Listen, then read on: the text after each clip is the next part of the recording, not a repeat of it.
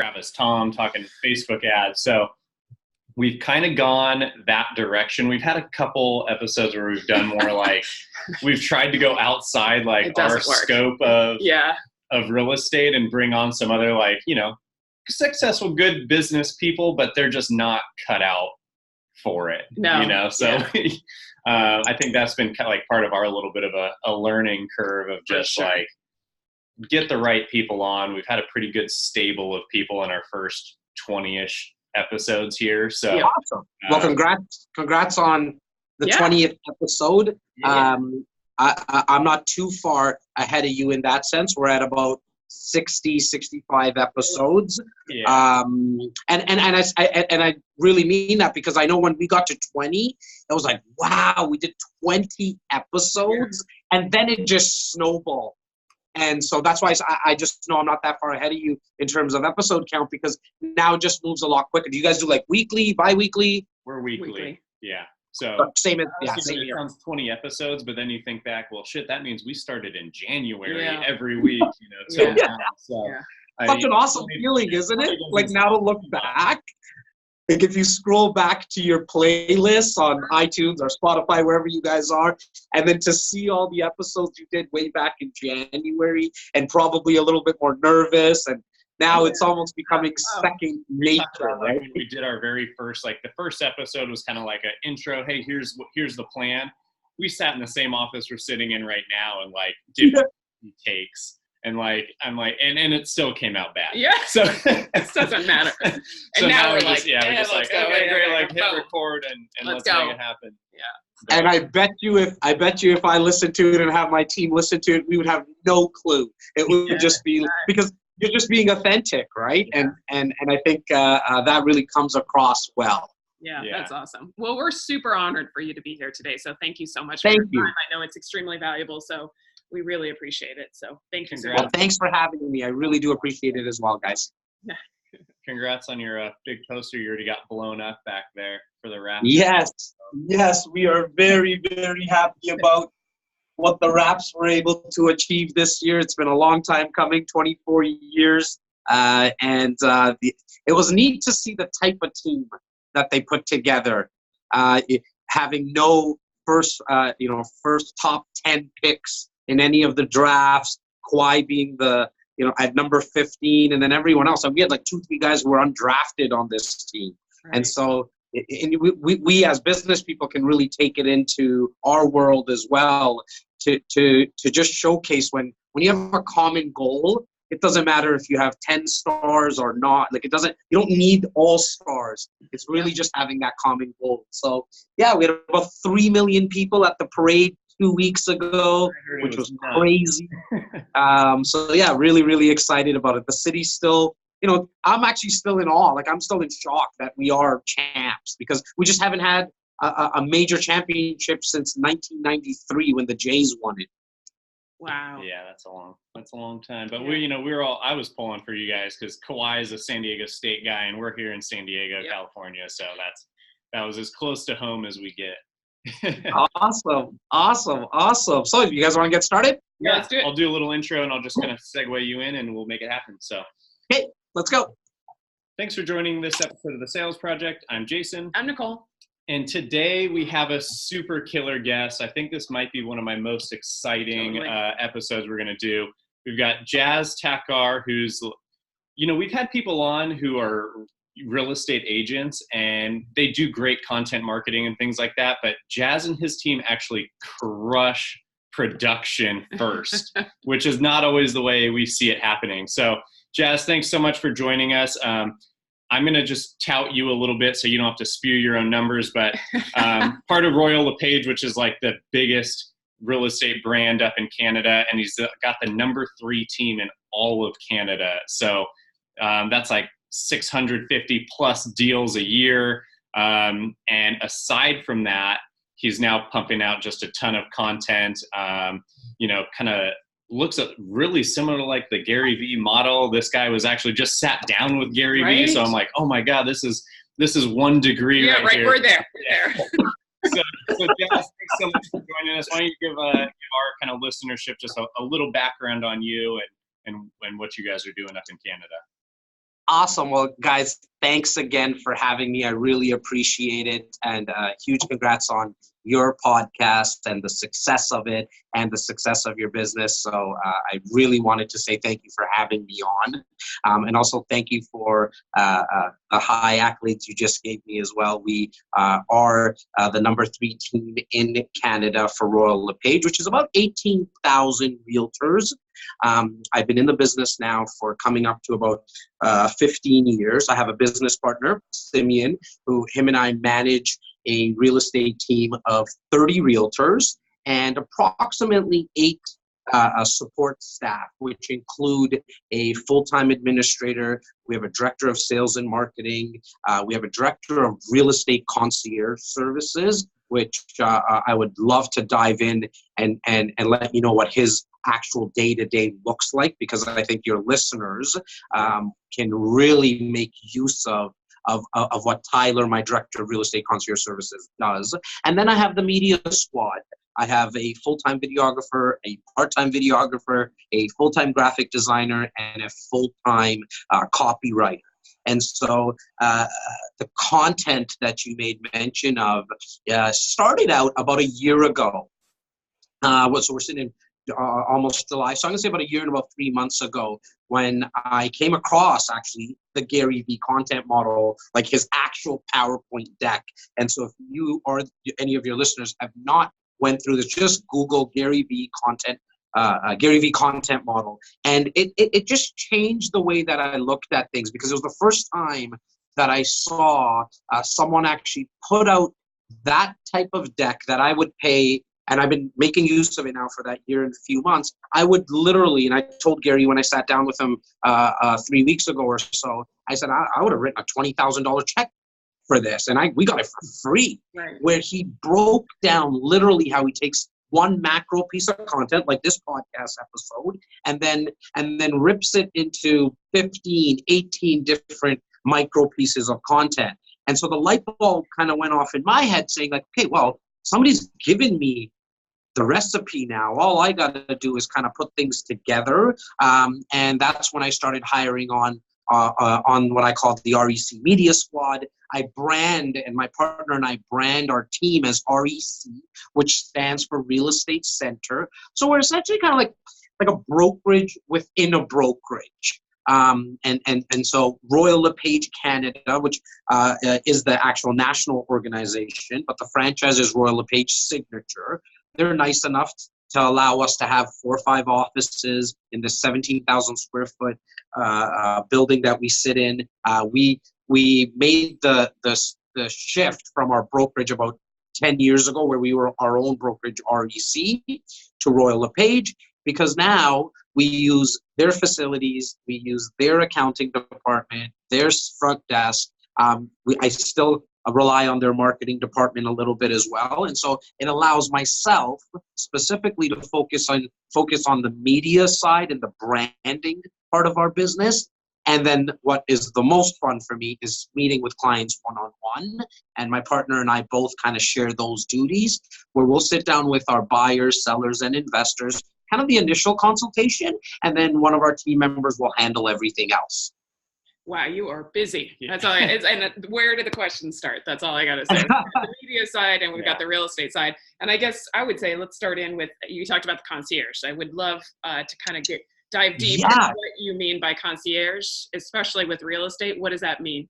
Yeah, so Tyler Walburn is my director of real estate concierge services. So essentially what he does, guys, so we have a list of a little under 5,000 people that have entrusted us and or put up their hand and said, yeah, like if we were thinking about buying, selling, or investing, we would use REC. So, for the last 10 years, we've been really focused on building our sphere of influence, so to speak.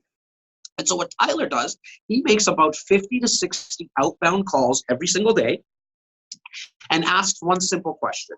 He'll say, Mr. and Mrs. Client, is there anything that you needed from REC today from the perspective of a plumber, electrician, a cleaner, or someone to look over a lease agreement if you're thinking about renting out your home?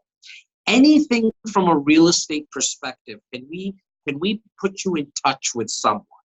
And we don't charge for that service whatsoever. And now that we've been really focused in on making that specific call, I can tell you that we're just looked at slightly different, because we're not calling and saying or knocking on someone's doors. And I know those strategies still work. It's just we chose a different path. Is we're not calling and or knocking on someone's door and saying, did you want to buy or sell a home today? Right. It's how can we offer you more value? And I tell my clients, and I say it on podcasts all the time, like, let me peel back the curtains on my business development.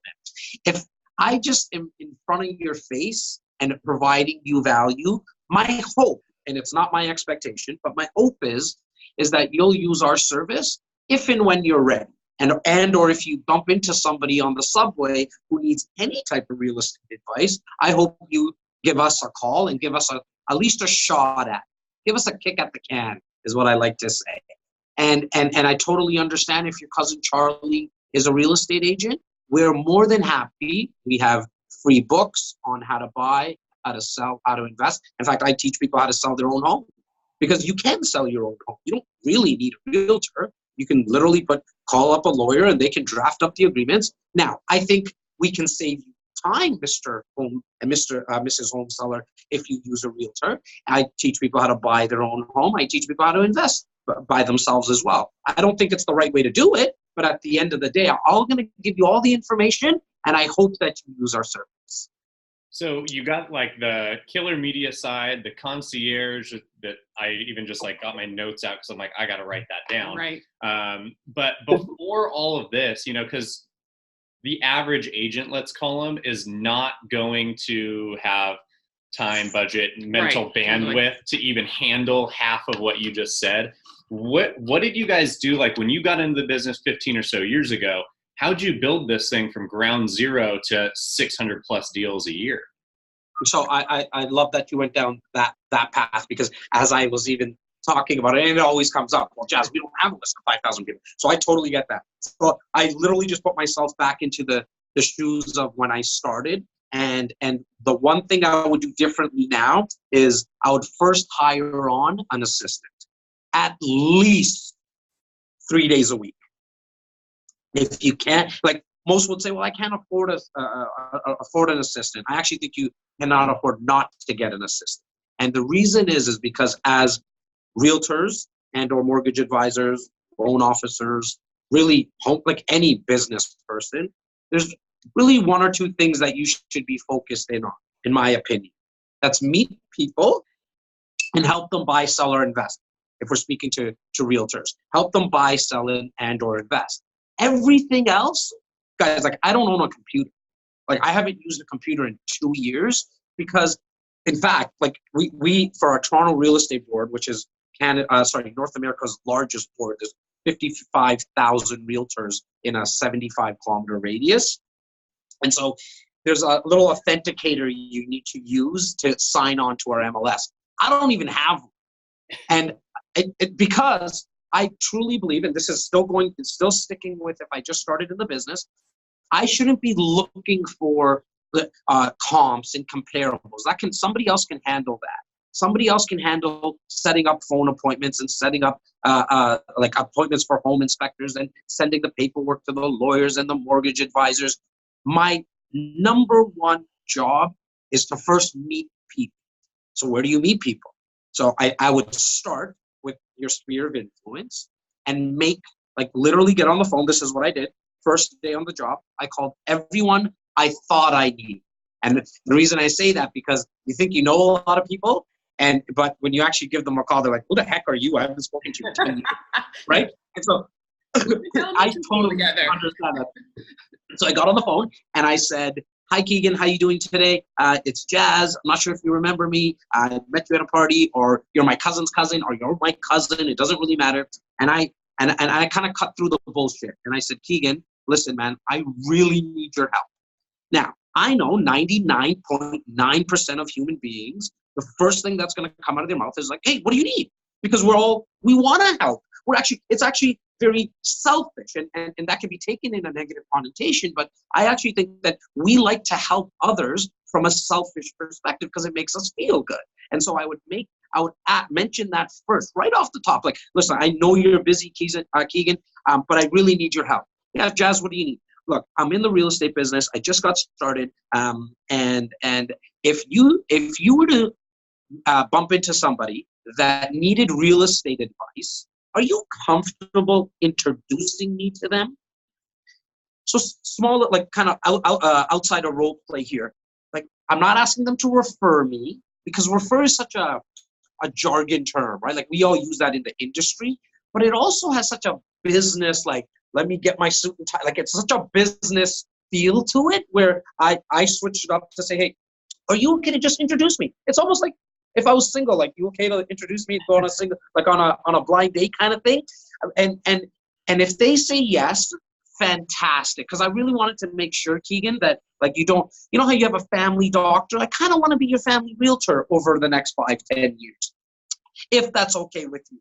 Now, if they said okay, I added one person. So now I started with the first person. I always laugh. You can drop me in Salt Lake City. You could drop me in San Diego. And over time, because I'm not really an introvert, and so I don't mind meeting people. Now, if you don't like talking to people, this is just not the business for you. You might want to even cut the podcast off. And like, it's just, we're not talking to the right person. So understand that you need to speak with people. It's all the other stuff you want to delegate. And so over time, we built it through the phone calls to our sphere of influence.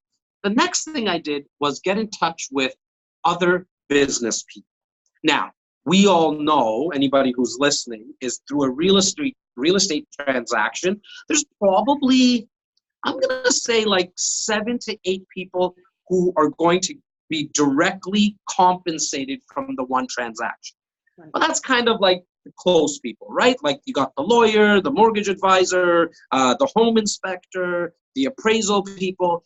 But then there's another, in my opinion, 93, 95 other services that are going to possibly make money with when somebody buys and sells. Now, it might not be right away. It might take 2 to 5 years, i.e. there's a local dentist, there's a local roofer, there's a local doctor. And I can continue. In fact, if anyone who's listening, I can send you the list of 100 people. Okay, and it's literally 100 people. There's the person to lawn care, maintenance, and I would call every single business person and ask a simple question. I would say, "Hi, Shem, the dentist. Are you looking for new business?" And most people are gonna say yes. And here's really the script that I use. I would laugh and say, I know it's a silly question, but some people are very busy and they don't need more business. So I'm glad that you're okay with that. The reason I'm calling Shem the dentist is because I'm a local realtor and I'm coming in contact with a lot of people that are moving into the area. And I wanted to make sure that you're okay to get new business. I'm looking for nothing in return from I don't want a referral fee. I'm not looking for any type of cash. I'm just needing really 2 things. A, that you take care of my clients with white gloves. With the dentist, it's easy because they literally wear white gloves. Everyone else, I really need you to take care of my clients. And if I were to refer you, if I were to introduce you to enough people, are you okay to introduce me to some people as well? Like, because I'm not sure, your husband might be a realtor. And if those 2 things check off, then now I've started with another business person. So I've added someone else to my sphere now as well. So now it's 100, but now you got to go deeper with this, what we call the core business, core 100 specifically. And I would now set up 4 to 5 events that where the dentist is meeting the doctor and the doctor is meeting the lawn maintenance person, and all I'm doing is hosting the party. But most people forget that, like, when we were in high school, whoever hosted the party was kind of the cool person, so to speak, right? And all we have to do is just say, like, put it out there and say, guys, I got a party going on, and everybody would want to go to that house. It's the same thing. I'm going to invite them over to my office, and I'm not talking like once a week or once a month, like 4 times a year. 4 times a year, I'm going to have them here, wine and cheese. How the one thing, though, that you have to do going into this is you have to have the mindset of, you're not doing this to get. You're going into this to give. And what I mean by that is that you're now becoming the networker. You're no longer really even in the real estate business or the mortgage business. You're in the business of introducing and introducing people to each other. Because see, a funny thing happens when you give 10 referrals, or if I buy you 10 coffees, guys, it probably wouldn't even take 10. It'd probably take 3, like really 1 with you guys. I get that feeling already from you that the next time we go to Starbucks, it's gonna be like, Jazz, you bought the last coffee. The next coffee's on me. Right. It's the same thing, right? It's if we introduce and make other people money, if that's what they're looking for, in return, it will come back 10x. You just have to have the patience, though. So most people, what happens is they make 5 calls, and 5 of the business people said, "Dude, you're on drugs. Like, what's this? What's this silliness you're trying to start?" Yeah. But I can tell you, we literally have done it, and now in 2020, we're actually going to go a little bit deeper into it because now we have other platforms. We have the podcast. Excuse me. We have the YouTube channels, like technology. We've come up with some more ideas around it, but just at its basic level. Forget all the stuff that I'm talking about with media and all that kind of stuff. Just at its basic level, it's belly to belly, right? It's just meeting with people. Talk about kind of the mindset of that, because you alluded to it of, hey, we're trying to quote unquote give just because we want something in return right away. Right. Talk a little bit about, I'm sure that doesn't happen overnight, even when you do start, connecting successfully with these businesses. Talk a little bit about just the consistency and the selfless mindset that you have to have over time to make something like that even come to fruition. Because we can do it and hit on a few things, and a couple weeks, maybe a month goes by, and you're like, didn't get a deal. I'm done. Moving on. Stupid idea. So talk a little bit about the consistency and the mindset of making that a successful reality. Yeah, so I think it really starts before you even start to do it. It's thinking, this is going to take me a year to do. I think the best analogy I can use, and I'm taking this from Tony Robbins, is that it's like walking out to, planting a seed today on Thursday, and then walking outside in your backyard and being pissed off that there's no plant hasn't grown the next day. The seed would look at you like, what are you, crazy? Don't you understand how this works? You need to water me. I need some sun. I need time. It's the same thing, right? It's like working out. You can go to the gym today. You can't look at your muscles and be like, hey, where are you? They're going to look at you and say this, like, this takes time. You need to do this consistently. It's exactly the same with the Core 100. Exactly the same with the outbound calls to your sphere of influence. There's other things that I'll talk about that we added, 2-3 years afterwards. But we really started with a strong foundation, and the foundation was people, because we're in the people business. And it, a funny thing happens when you go to a party. Most people now in the real estate business, if they hear open house on the other end of the hall, like the ears perk up, right? When you're really in this, like Core 100 and wanting to give, your ears perk up every time you hear of someone saying, I need a new dentist, or I need a new roofer, or I need a new car mechanic, or I need a new nail salon to go to, or I need a new hairdresser, because you also have an actual person that that you've hopefully had some connection with, that you're actually trying to give for their business. Now, I do have some strategies in place that if you've given your real estate lawyer or the hairdresser 5, 7, 8 clients, depending on what it is. Like if it's a lawyer, you kind of know how much they're making off of 5 clients. And then if it's a hairdresser, you kind of get an idea. But I have a conversation with them and say, look, Mr. Lawyer, I've given 5 clients to you that I know that you transacted with and they closed with you. I mean, were they easy to deal with, or were they was it a headache? And how are the guys that I'm introducing you to? And most people say, yeah, they were normal.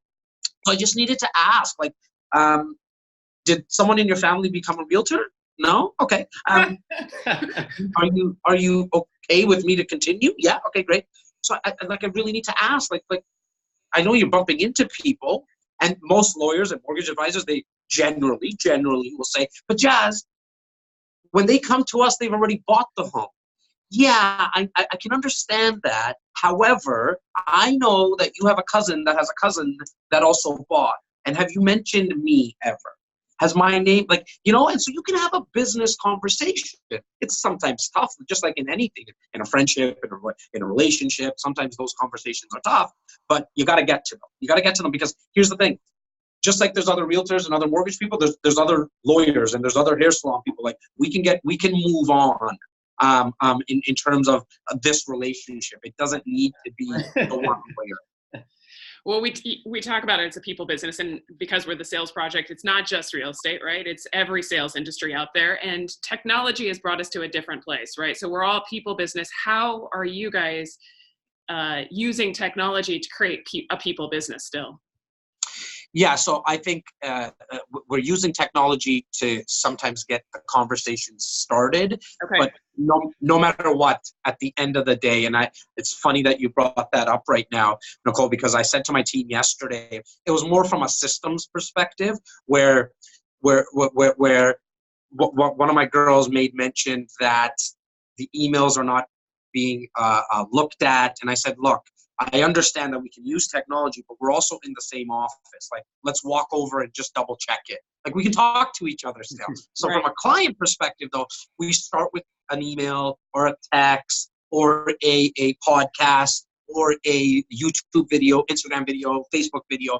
But no matter what, it's always, at the end of the day, we're trying to get a face-to-face or at least a phone call. It's one of the reasons I don't touch a computer. Like for 2 years, I might touch a computer, but I don't own a computer, is because my team knows for Jazz, the best thing for Jazz and the best thing for the business, my business partner understands it, is that I should be on the phone.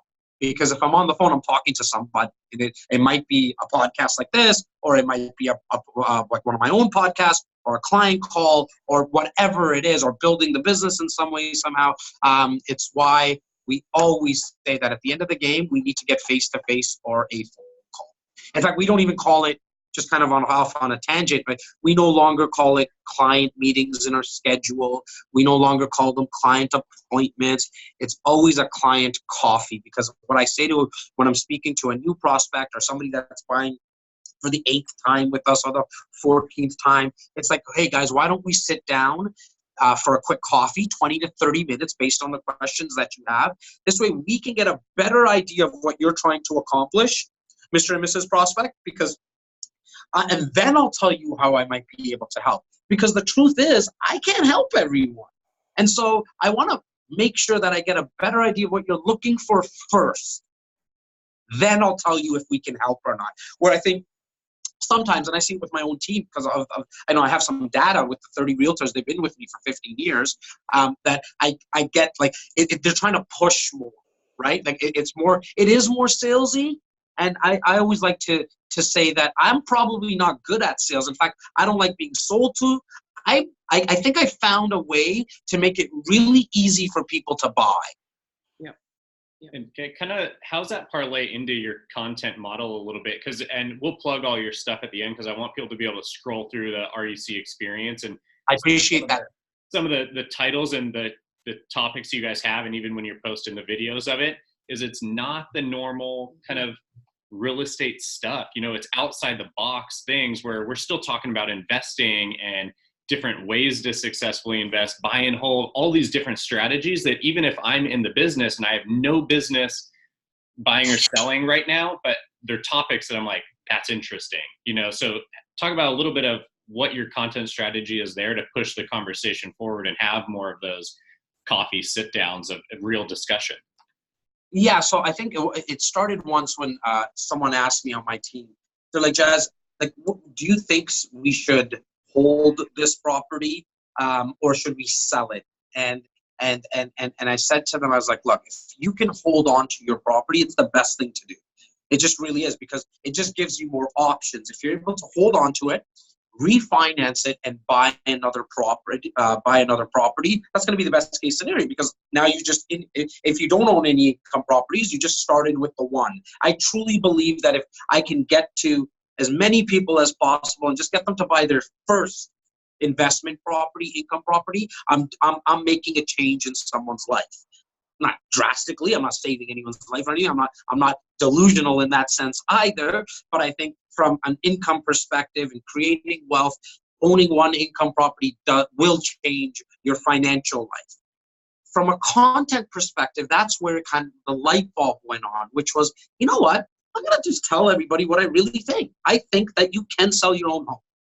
I'm a realtor, and yes, I earn an income when you buy, sell, and invest. But the truth is, you can buy your own home. You don't need a realtor. You do not. I don't really think you should sell your home. Really, if you can keep it, I really think you should keep it, because one of the biggest mistakes that happened in my life from like a real estate perspective is when I got into the business, I was 23, so 24, my parents, and I was living with my parents at the time, and we were about to buy 3 homes because I have 2 older brothers, and my parents sold that home. If we kept that home, it's worth almost like 3-4 times right now. Okay, and well, actually no, 8 times. It's worth 8 times what it was worth when we sold it. And if we had just kept it, we would have been able to do the exact same thing we did, which was purchase the other 3. But because I just got into the business and I'm the younger brother, my 2 older brothers bullied me as I was used to it anyways, and I wasn't able to project. I didn't have the education. I didn't have the experience. And so I just wanted to push that content out, the truth. I just want to be as authentic as I possibly can. And what's happened, funny things happen, is that the more people I tell not to sell, they call me to sell. So it's like I don't know what it is. It really works. Like I try to sit down with people and say, listen, if you don't sell your home, here's how it could look. You can own a property. And then most of them say, you know what, Jazz, I just don't want to deal with the tenants. I try to educate them that there's not a big, like we deal with hundreds of tenants a year, and we help manage hundreds of properties for our investors. There's really like over a 15-year career. I can count on one hand the horror stories that we've had with tenants, but it's just not for a lot of people. It's not for a lot of people, and they still tend to sell. And so a funny thing happens, I still end up getting the business. Right. Well, that's, I think, the old school of sales theory is to kind of not give everything, right? It's just to kind of hold everything, and then you got to contact me, and then I'll give you my expert advice. But yeah, there's just so much. I mean, if you give, you're gonna get, right? Isn't that the old theory? Is you give, you're gonna get. Yeah, you know, the old saying used to be, "Don't give away the farm." I'm going to be and I think I am. I'm just giving it all. Like I'm giving the farm away and more, because it's already out there. Like you can find out how to sell your own home. You can find, like online now, like the internet just changed the game, right? Yeah. And so in terms of some of the other content, which is like even from a podcast perspective, but on our Instagram, we talk a lot about entrepreneurship and leadership, because those are true passions of mine. I don't have a formal education. And so most of what I've learned was through books and tapes and seminars. And so I love sitting down with like the Gary V's of the world. And I thought when we came out with the podcast that it would be kind of neat if others got an opportunity to be a fly on the wall in these conversations that I'm planning to have anyways. And some way, in some shape or form, you know, like Anthony Robbins is someone that, and hopefully in 5 years, if he's listening to this podcast, like Anthony, I want you. I hope he's listening to this podcast. Oh, that'd be amazing. Yeah, I mean, with the internet, who knows? Like, I was looking at some of my stats, and I got some fans in Australia, and I was like, wow, I've never literally been to Australia, but I guess digitally I have now, so it's kind of cool. And kind of, you know, we want to be respectful of time and stuff too, but at the same time, I'm always curious, and I think a lot of people are wondering, when you have a super successful business, you're doing a ton of transactions a year, you've got the media aspect, you're crushing that at the moment, but what's on the horizon? Like, what's next for the team that you guys are working on? Like, what do you guys got your sights set on? No, well, number 1. There you go. 3 is not good. No. Yeah, 3. Like, we're happy with 3. We really are. It was our award ceremony for 2018 back in March, and I looked over to kind of my partner and my 2 directors, and I said, okay, you know what? Like, let's really go for this now. Let's really focus, put our heads down, and I said it's going to take us 3 years because the 2 teams that are above us are just rock stars. They're amazing. We have such good relationships with them, and they work really, really hard. And I said, look, it's going to take us about 3 years, but we're going to get there. And so number one is really what's on my mind. And it's funny, right? Like it has nothing to do with the income for me. And that's why I really think I'm going to do it, because it's just a true passion. I want the process. I really when I see the smiles on my team's faces when they've done a transaction, their first one or their 100th transaction, but it took them months to put it together. Or, I get a text message now, like my new drug per se is when I'm getting text message or DMs of saying that somebody watched my content. Like I never dreamt of this. Like, what, you're watching my content? Really? And it made a difference? Like, oh my God, like that's become the drug more than a 10, 20, 15 or $5,000 commission check.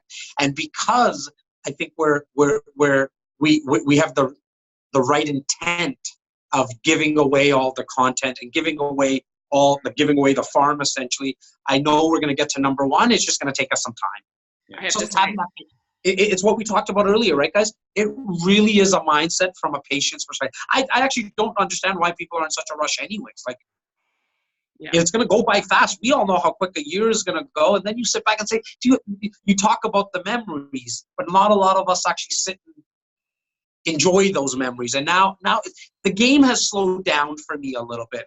And it's an interesting place. It really is. And I've never said this before, actually out loud, like where this whole game of sales and service and content, it's somewhat slowed down for me, which is a neat place to be for me, because I can pivot really quickly.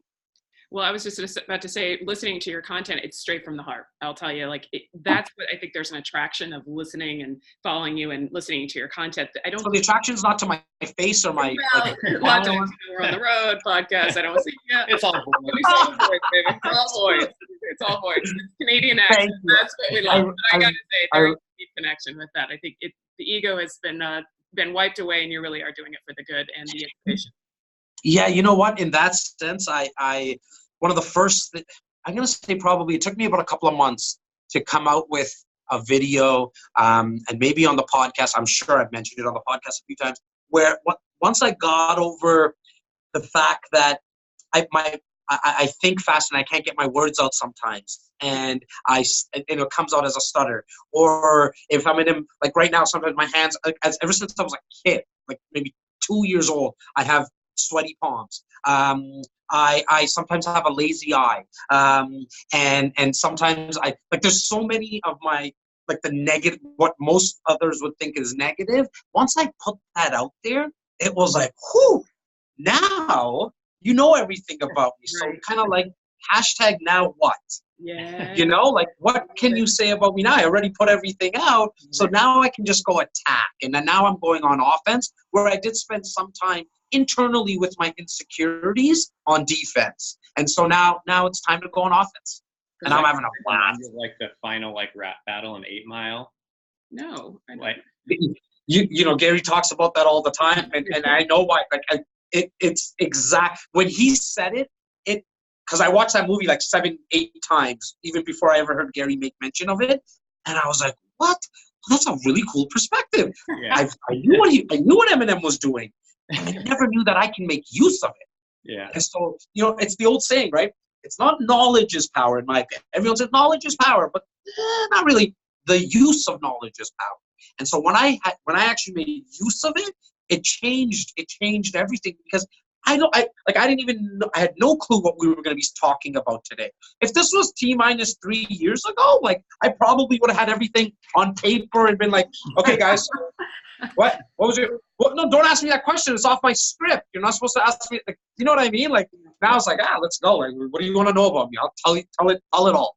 Well, the thing that I love about what you're doing up there is you killed it in the field that you're in. Yep. And now you're kind of growing into the rest of this world. And I think too many times now we have agents, anybody in pretty much any field, they're trying to be too fancy before they're fancy. They want to be at that level before doing the work. They've done the work and actually live what they're trying to portray. And I think that just kills a lot of people too. So props to you on that. I think it's amazing.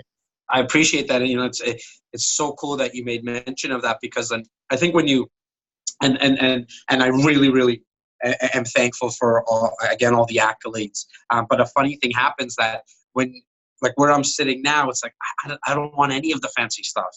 I can't, because now I think of, okay, I can get another videographer for that if I go buy something, right? And so my car's coming up for a lease, and I'm like, okay, I'm going to cut it by 50%.